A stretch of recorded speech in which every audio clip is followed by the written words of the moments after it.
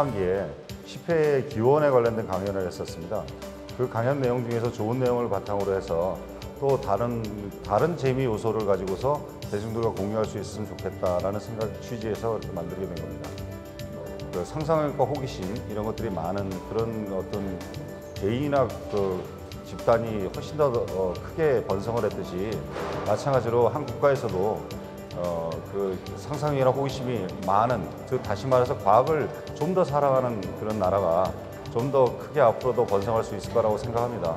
그런 취지에서 오늘 많은 분들이 더 그걸 많이 공유를 하시고 그런 생각들을, 그래서 또 전달자로서 굉장히 많은 분들에게 전파를 해주시면 한 10만 명의 어떤, 예를 들어서 과학을 사랑하는 모임이 우리가 만들어줄 수 있으면 대단히 좋겠다, 이런 취지에서 이게 매개체가 됐으면 하는 그런 바람입니다.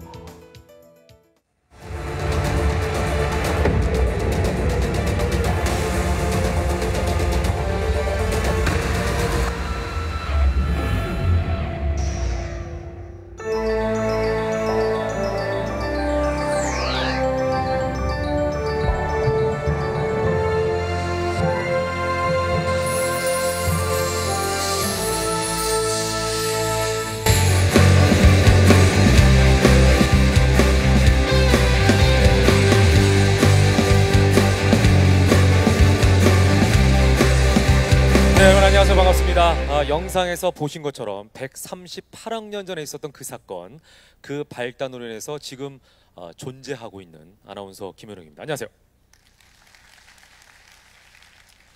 이 다양한 분야에 계신 분들 중에서 과학에 관심 있는 대한민국 국민들 중에서 특히 이 자리에 관심 있는 분들이 함께 하셨으리라고 믿어 의심치 않습니다. 카오스 재단과 인터파크 시어터가 기획하고 네이버와 YTN 사이언스가 후원하는 카오스 그 7번째 무대 디 오리진에 함께 하신 여러분을 진심으로 환영합니다.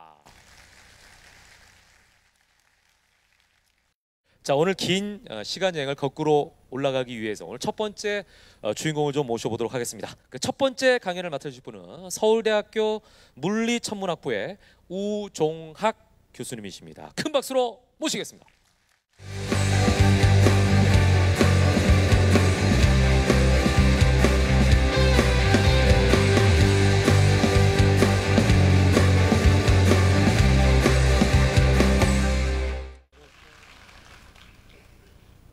우리 인류가 눈을 들어서 밤하늘을 보기 시작한 때부터 우리는 이런 질문들을 던져왔습니다. 이 광대한 우주, 그리고 이 우주 안에 살고 있는 우리 인간은 과연 어떻게 기원한 것일까? 밤하늘을 빛내는 그 수많은 별들의 세계 너머에 또 다른 어떤 세계가 존재할까? 우주는 얼마나 큰 공간일까? 그리고 우주는 무한히 오래된 곳일까? 우주를 채우고 있는 그 수많은 물질과 또 우리와 같은 이 생명체들은 과연 어떻게 만들어진 것일까? 이런 질문들은 우리 인류가 수천 년 동안 던져왔던 질문들입니다. 지난 20세기 100년의 시간 동안 우리는 우주의 기원에 관해서 고대나 중세의 사람들이 상상도 하지 못한, 아마도 그들이 들으면 믿기 어려울 정도로 놀라운 사실들을 하나하나 발견해왔고, 그래서 우주의 기원에 관한 아주 근원적인 질문부터 하나하나 답을 찾아가고 있습니다. 우리가 살고 있는 이 우주라고 하는 곳은 정말 광대한 시공간의 세계입니다. 우리의 눈으로 직접 볼 수 있는 그 별들의 세계만 따지더라도 빛의 속도, 광속이라고 하는 그 빛의 속도로 100년에서 수천 년까지 걸리는 그 거대한 공간을 품고 있는 것이죠. 은하수 혹은 우리 은하라고 불리는 이 별들의 세계를 넘어가면 또 다른 어떤 세계가 있을까라고 하는 질문이 20세기 초에 천문학에서 굉장히 중요한 질문이었습니다. 우리 은하 밖에 또 다른 은하가 존재하는가라고 하는 것이 20세기 초에 중요한 논쟁이었던 것이죠. 우리가 허블 우주망원경으로 보면 밤하늘의 별들 사이로 작은 구름덩어리처럼 보이는, 그래서 성운이라고 불렸던 안드로메다 은하를 볼 수가 있습니다. 이 안드로메다 은하는 우리 은하 바깥쪽에 존재하는 또 하나의 은하였던 것이죠. 안드로메다 은하까지는 우리로부터 250만 광년 정도 떨어진 거리에 있고요. 이 안드로메다는 태양처럼 밝게 빛나는 별을 4천억 개 정도나 거느리고 있는 또 하나의 거대한 은하입니다. 이 동영상은 안드로메다 은하 안에 있는 약 1억 개 정도의 별들을 하나하나 분해해서 우리 천문학자들이 연구할 수 있도록 이 좋은 영상을 제공해 주고 있습니다. 우주에는 안드로메다 은하나 우리 은하와 같이 그 수많은 별들이 중력으로 엮여져 있는 그런 은하들이 약 1000억 개가량이 존재한다고 알려져 있습니다. 지금 보시는 그 슬로운 서베이 같은 은하 탐사 결과들을 보면 100만 개 정도의 은하를 하나하나 자세히 관측해서 그 중요한 자료들을 우리들에게 제공해주고 있는 것이죠. 이 다채로운 모양의 아름다운 은하들의 세계는 우주의 초기에서부터 별들과 블랙홀과 또 은하들이 어떻게 태어나고 어떻게 죽어가는지 그 역동적인 역사를 담고 있고, 바로 우리 인간이 존재할 수 있는 가장 적합한 조건, 또 가장 적합한 환경을 만들어낸 우주의 그 내러티브를 우리에게 들려주는 것 같습니다. 우리의 지성을 끝없이 도전하는 이 우주는 도대체 어떻게 기원한 것일까요? 뉴턴은 우주가 무한히 넓은 공간이라고 생각했습니다. 그런데 만일 우주 공간이 뉴턴이 생각했던 것처럼 무한하다면, 그렇다면 심각한 문제가 발생합니다. 그것은 올버스의 역설이라고 불리는 문제인데요. 올버스는 우주가 무한히 크고 변화가 없고 별들이 아주 균일하게 분포해 있다면, 그렇다면 그런 무한한 우주에서는 우리가 어느 방향을 보건 간에 별들을 보게 될 것이다 라고 예측했습니다. 그렇다면 밤하늘이 어두운 것이 아니라 대낮처럼 일정한 밝기로 빛나야 한다라고 결론을 내린 것이죠. 나무가 빽빽하게 들어차 있는 숲에 들어가면 우리가 하늘을 볼 수가 없습니다. 그와 비슷하게 우주 공간이 무한히 크다면 우리가 어느 방향을 보건 간에 별이 있을 테니까 밤하늘이 어두울 수는 없다라는 결론이 나오는 것이죠. 그러나 실제로는 밤하늘이 어둡기 때문에 어두운 밤하늘과 무한한 우주는 서로 모순된다는 이야기입니다. 그래서 올버스의 역설이라고 불리는 것이죠. 이 올버스의 역설을 해결할 그 실마리는 우주의 시간, 우주의 나이가 유한하다라고 하는 아이디어에서부터 나왔습니다. 유명한 추리소설 작가였던 에드가 알렌 포는 유레카라고 하는 산문시에서 이렇게 표현하고 있습니다. 별들이 끝없이 이어져 있다면 밤하늘은 마치 은하를 보는 것처럼 일정한 밝기로 빛날 것이다. 왜냐하면 어느 방향을 보더라도 별이 없는 곳이 없을 테니까. 우주의 공간이 무한히 크다고 하더라도 우주의 시간이 유한하다면, 우주의 나이가 유한하다면 결국 우리는 그 유한한 크기의 공간만을 볼 수 있고, 그렇기 때문에 밤하늘이 어둡다는 것을 설명할 수 있다는 것입니다. 과학자였던 켈빈도 비슷한 이야기를 했죠. 우주의 나이가 유한하다면 아주 멀리 있는 별빛은 아직 우리에게 도착하지 않았다라는 설명이었습니다. 결국 우리는 유한한 숫자의 별만을 볼 수 있고, 그렇기 때문에 밤하늘이 어두운 것을 해결할 수가 있었습니다. 자, 20세기가 되면 우주가 팽창한다라고 하는 새로운 사실이 알려지면서 올버스의 역설은 깨끗하게 해결이 됩니다. 1920년대 후반에 허블과 르메트르라고 하는 천문학자는 안드로메다 은하와 같은 그 주변의 은하들을 연구해서 우주가 팽창한다라고 하는 놀라운 사실을 발견했습니다. 이들이 알아냈던 것은 멀리 있는 은하가 가까이 있는 은하에 비해서 더 빠른 속도로 멀어지고 있다라고 하는 것이었습니다. 허블의 법칙이라고 불리는 이 경험식은 은하들이 멀어지는 속도가 거리에 비례해서 더 커진다라는 것을 우리에게 알려주는 것이죠. 멀리 있는 은하가 더 빨리 멀어진다라고 하는 이 허블 법칙은 마치 풍선을 불면 풍선 위에 있는 점들이 서로 멀어지는 것처럼 은하와 은하 사이의 공간이 팽창하고 있다. 즉 우주 공간이 늘어나고 있다라고 하는 것을 우리에게 알려주는 것이었습니다. 이 우주 팽창의 발견은 우주에 대한 우리 인류의 생각을 송두리째 바꿔놓는 커다란 전환점을 가져왔습니다. 우주가 팽창한다고 하는 사실은 시간을 거꾸로 거슬러 올라가 보면 과거에는 우주가 점점 더 작았다는 이야기가 되고, 그것은 우주가 무한히 오래전부터 존재한 것이 아니라 어떤 한 시점에서부터 시작되었다라고 하는, 우주의 나이가 유한하다라고 하는 것을 우리에게 알려주는 것이죠. 결국 우주 팽창의 발견을 통해서 우주의 나이가 유한하다는 것이 알려지고, 그것을 통해서 올버스의 역설이 해결되는 것입니다. 이 우주 팽창의 발견이 바로 표준 우주론으로 알려져 있는 빅뱅 우주론의 첫 출발점이 되는 것이죠. 20세기의 가장 위대한 과학자로 꼽히는 아인슈타인은 중력 이론이라고 할 수 있는 일반 상대론을 통해서 빅뱅 우주론의 기초를 닦아 놓았습니다. 조지 가모프라고 하는 과학자는 초기에는 우주의 온도가 굉장히 높았을 것이고 그 온도에 해당하는 전자기파, 즉 빛이 나와서 우주 공간 전체를 채웠을 것이다 라고 예측했죠. 그의 예측은 1965년에 전파 천문학자였던 펜지어스와 윌슨이 아주 우연한 기회에 우주 배경 복사를 발견하게 되면서 정확하게 확인이 됩니다. 우주의 모든 방향에서 균일한 온도를 갖는 전자기파, 마이크로파가 관측이 되었던 것이죠. 이 우주 배경 복사의 발견을 통해서 빅뱅 우주론은 설득을 얻게 됩니다. 우주가 아주 작은 고온 고밀도의 상태에서 점점 팽창하여 지금의 우주로 왔다라고 하는 이 빅뱅 우주론이 자리 잡게 되는 것이죠. 특히 1992년이 되면 나사에서 코비라고 하는 위성을 우주 공간에 쏘아 올려서 우주 배경 복사를 아주 정밀하게 관측했습니다. 마이크로파가 복사파가 관측되는 것을 확인하면서 즉 우주 배경 복사의 등방성이라고 하는 것이 확인되면서 그 결과로 빅뱅 우주론은 이제 정설로 자리 잡게 되는 것이죠. 지금 보시는 영상은 최근 2013년에 유럽의 플랑크 위성을 통해서 관측한 우주 배경 복사의 지도를 보여주고 있습니다. 절대 온도 2.7도에 해당하는 복사파가 마이크로파 형태로 우주의 모든 방향에서 아주 균일하게 나오는 것을 확인할 수 있는 지도인 것이죠. 우주의 기원을 밝히려고 하는 이 과학자들의 노력은 계속되고 있습니다. 우주 배경 복사에 대한 정밀한 관측도 이어지고 있고 암흑 에너지, 또 암흑 물질과 같은 연구를 포함해서 우주 초기에 어떤 물리적인 조건을 갖고 있었는지에 대한 연구가 지속되고 있습니다. 허블 우주망원경과 같은 해상도가 아주 높은 최첨단의 기기를 통해서 보면 우리는 거의 우주 끝에 있는 은하까지 관측할 수가 있습니다. 보름달 크기의 50분의 1 정도밖에 안 되는 아주 작은 밤하늘의 공간을 허블 우주망원경으로 관측해서 50일 동안 노출을 주고 찍은 이 영상에는 수십억 광년의 거리, 심지어는 100억 광년 이상의 거리에 떨어져 있는 은하들의 모습이 담겨져 있습니다.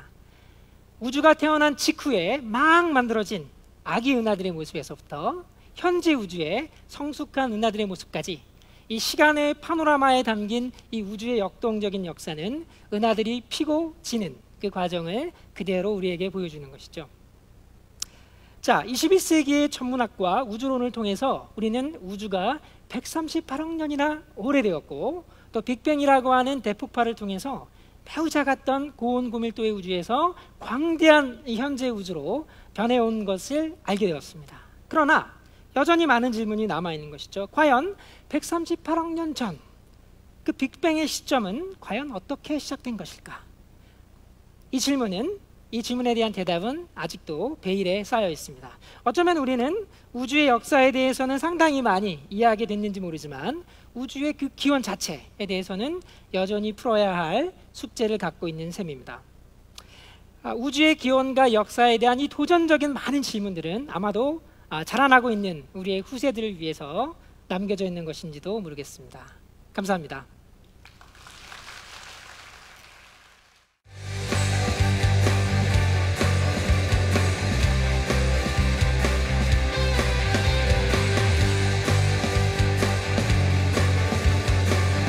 어서 오십시오. 반갑습니다. 이쪽으로 모시겠습니다. 예. 자, 방금 전에 우주의 기원에 대해서 저희가 알아봤는데요. 교수님께서 해주실 물질의 기원 강연은 이를테면 우주에서 생명의 기원으로 이어지는 징검다리의 역할을 하게 되는 게 아닌가 이런 생각을 해봅니다. 오늘 교수님의 강연인 물질의 기원은 어떻게 진행될 예정인가요? 진화라는 것은 뭐가 변하는 거 아니겠습니까? 근데 무엇이 변하느냐? 그 무엇이라는 건 먼저 물질입니다. 네네. 그러니까 아까 말씀하셨듯이 입자부터 시작해서 화학 물질, 생명체까지 다 물질이기 때문에 네. 저는 그 물질이 어디서부터 시작했고 어떻게 나가며 예. 우리가 오늘날 우리와 같은 인간들을 포함한 생명체를 어떻게 만들었는지 네네네. 그 중간 징검다리를 좀 말씀드리려고 합니다. 자, 그럼 저희가 본격적으로 김성근 교수님의 강의를 큰 박수로 청해 보도록 하겠습니다.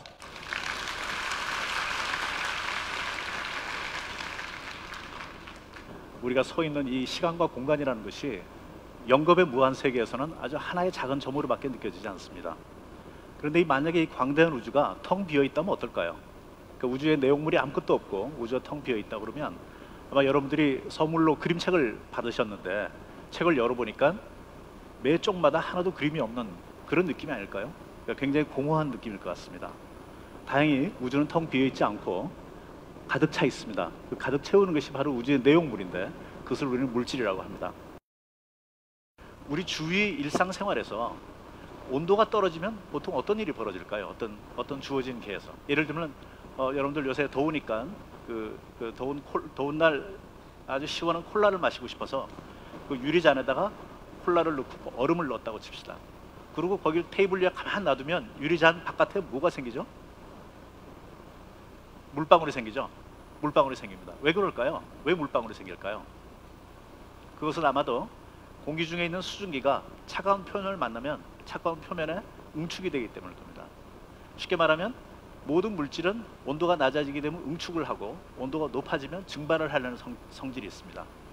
이제 지금 여름이 거의 끝나가는데 가을을 지나서 겨울이 되면 초겨울에 여러분들 세워놓은 차를 타기 위해서 아침에 나가보면 그 차 유리 표면에 성에가 온 걸 볼 수 있을 겁니다. 그것도 역시 마찬가지 이유인데 그것은 대기 중에 있던 수증기가 밤중에 갑자기 기온이 떨어지니까 그 수증기가 거기 유리창에 부딪혀서 거기서 응축이 되기 때문에 그런 겁니다. 따라서 우주의 원리 중에 하나는 물질은 차가워지면 응축하고 더워지면 증발한다라는 것입니다. 그럼 그 원리를 우리가 우주의 팽창 과정에다 적용하면 어떻게 될까요? 그러면 우주는 팽창을 하면서 온도가 낮아지게 되고 온도가 낮아지면서 드디어 응축을 하게 될 겁니다. 맨 처음에 우주에는 에너지밖에 없었죠. 그러니까 빛의 형태로 에너지밖에 없었는데 그 빛들이 팽창을 하면서 드디어 입자를 만들어내기 시작하는 겁니다. 처음 만들어냈던 입자는 가장 작은 입자, 아까 소개했던 쿼크라고 부르는 작은 입자였을 것이고 그 쿼크조차도 시간이 지나면서 점점 더 큰 입자로 응축이 될 겁니다. 입자끼리 만나가지고 마치 아까 물이 성해를 만들듯이 응축을 하게 될 겁니다. 그래서 저기 보시면 쿼크가 양성자와 중성자를 만들고 그 양성자와 중성자는 다시 원자를 만드는 그런 과정을 반복하게 될 겁니다. 그래서 이제 우리가 알고 있는 이런 원자들이 나오게 될 것인데 이 원자들은 이 우주가 팽창을 하고 냉각되면서 우주가 숨겨놨던 내용물이 서서히 정체를 드러내는 과정에서 나오는 것이라고 볼 수가 있겠습니다. 예를 들어서 양성자와 중성자가 결합해서 제대로 된 원자 핵을 만드는 데는 처음에 빅뱅 이후 한 3분 정도가 걸렸다고 생각합니다. 그러니까 3분 정도 지난 이후에 온도가 한 10만 도까지 10억 도까지 떨어졌을 때 양성자와 중성자가 만들어졌다. 그래서 그들이 결합을 해서 원자 핵을 만들었다라고 생각을 하고요. 그다음에 원자 핵하고 전자가 결합을 해야지 처음으로 이제 원자가 만들어지는데 거기에 걸리는 시간이 빅뱅 이후에 아마 한 수십만 년이 걸리지 않았을까 생각을 합니다. 그러니까 수십만 년 동안 우주가 팽창을 하고 그 사이에 온도가 서서히 떨어져서 이제는 원자 핵에 전자가 겨우 붙을 정도로 그전 같았으면 붙어도 금방 떨어질 텐데 더우니까 이제는 충분히 식으니까 붙어서 떨어지지 않는 안정된 원자를 만드는 시점에까지 이르렀다고 생각합니다. 따라서 최초의 원자가 출현한 것은 빅뱅 이후에 한 수십만 년 이후일 거라고 생각하는데 굉장히 긴 시간 같지만 우주의 나이가 138억 년에 비하면 그야말로 굉장히 짧은 시간이라고 볼 수가 있겠습니다. 따라서 우리가 볼 때는 우주의 최초의 상당한 시간이 거친 이후에 바로 원자들이 만들어지기 시작했고 이렇게 어렵게 만들어진 원자들은 그 나름대로 자기의 또 삶을 영위해 갈 겁니다. 한 가지 물질을 더 소개시켜 드리려고 합니다. 생명과 연관이 되는 물질인데요. 그것은 단백질입니다. 단백질은 모두 아미노산의 그 집합체인데 아미노산은 자연계에 수백 종류가 있지만 생체 내에서는 20가지 정도밖에 없습니다. 근데 그 모든 아미노산은 글라이신이라는 아미노산 하나를 제외하고는 모든 아미노산은 왼손잡이거나 오른손잡이입니다.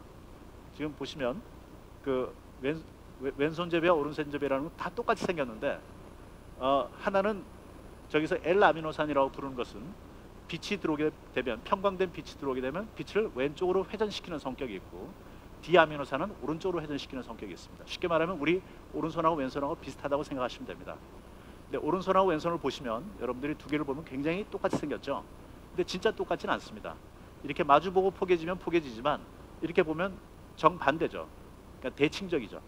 그래서 이걸 갖다가 이런 성질을 나타내기 위해서 라틴어에서 손이라는 이름에서 따온 카이랄리티라는 이름으로 이 성격을 나타냅니다. 그러니까 쉽게 말하면 저 두 아미노산은 서로가 카이랄리티를 갖고 있는 그런 관계다. 서로 쌍둥이다. 이제 그런 겁니다. 하나는 오른손잡이고 다른 하나는 왼손잡이고 나머지 모든 성질은 동일하게 똑같은 그런 쌍둥이입니다. 그런데 재밌는 것은 뭔지 아세요? 우리가 이 사람의 몸을 이루고 있는 단백질, 또는 동물의 몸을 이루고 있는 단백질, 이 자연계에 존재하는 모든 단백질을 분석을 해보면 그것들은 다 아미노산으로 이루어졌다고 그랬는데 그 모든 아미노산들은 전부 다 왼손잡이에요. 오른손잡이는 생체에서는 존재하지 않습니다. 실험실에서 만들면 왼손하고 오른손이 똑같이 나오는데 생체 내에서는 왼손밖에는 존재하지 않아요. 그래서 이제 궁금증은 자연이 무슨 편파적인 마음을 먹었길래 이 쌍둥이 현적 중에서 L아미노산 왼손잡이만 선택해서 모든 생명체를 관장하게 했을까 하는 것이 이게 우리의 질문입니다. 그래서 과연 자연이 오른쪽보다 왼쪽을 선호한 이유가 무엇일까 하는 것이고, 이 문제는 현대 과학에서 가장 대답하기 힘든 문제이기도 합니다. 이 문제를 아까 카이랄리티라고 말씀드렸는데, 모든 자연계에 존재하는 생체 내의 아미노산은 다 L폼이라는 L 형태라는 것 때문에 그걸 호모카이랄리티 문제라고 합니다. 그러니까 과학계에서 호모카이랄리티 문제는 가장 설명하기 힘든 문제인데, 그것을 설명하기 위해서 입자물리 이론하는 사람들이나 생명과학하는 사람들이 수없이 많은 설명을 제시했는데 아직 공통적으로 받아들여지는 설명은 없습니다. 굉장히 어려운 문제입니다. 어쩌면 여기 앉아 계시는 우리 어린 학생들이 아주 창의적인 그런 설명 방법을 아마 언젠가 한번 내지 않을까 싶은 저는 기대를 갖고 있는데, 제가 한 가지 소개해 드릴 것은 수없이 많이 제한된 설명 모델 중에서 한 가지를 소개해 드리려고 합니다. 파괴된 대칭성, 그 대칭성이 파괴되어 있고 공간이 비등방적이다, 공간이 모든 방향으로 다 동일하지가 않다라는 그런 우주적인 특성이 기인하는 것인데, 그래서 그런 이론에 따르자면 빅뱅 직후에는 L아미노산하고 D아미노산이 똑같은 에너지가 아니라 L아미노산이 조금 더 안정하게 된, 하지만 그 차이가 너무 작아서 도저히 감지할 수 없을 정도로 작은 차이로 L아미노산이 조금 더 안정했는데, 그것이 우주의 진화 과정과 생명체의 진화 과정을 통해서 그 작은 차이가 점점점 더 중복되게 반복이 돼서 증폭이 돼서 오늘날에 이르렀다. 그래서 오늘날 모든 아미노산은 생명체에서는 거의 완벽하게 L아미노산이 지배하는 세상이 되었다. 이런 이론입니다. 아마 여러분들 들으셔서 알겠지만 이 이론이 그럴 것 같기도 하고 아닐 것 같기도 하는 약간 알쏭달쏭한 이론인데요. 그나마 그게 지금까지 나온 설명 중에서는 가장 설득력이 있어 보이는 그런 이론입니다. 이 이론을 제가 생각하면서 이번 강연을 마무리 지으려고 합니다. 이번 강연에서는 처음에 우주가 팽창하는 과정에서 냉각이 되고, 냉각되는 과정에서 우주의 모든 물질들은 드디어 형태를 드러내고, 형태를 드러내면서 점점 작은 물질에서 큰 물질로 변하면서 큰 물질로 가는 과정에서 분자가 만들어졌다는 말씀을 드렸어요.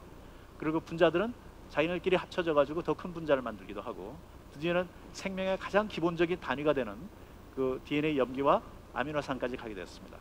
맨 마지막에 와서 모든 생명체의 근원이 되는 아미노산을 이루어서 드디어 우리가 다시 한번 우주를 생각하게 됐는데, 어쩌면 이 호모카이랄리티 문제가 그 우주와 생명을 잇는 징검다리가 아닐까 하고 생각을 해봅니다. 이제 이 시점에서 우리는 우주에서 물질을 거쳐서 생명의 기원을 봐야 하는 시점이 아닌가 생각합니다. 제 강연을 마치겠습니다. 감사합니다.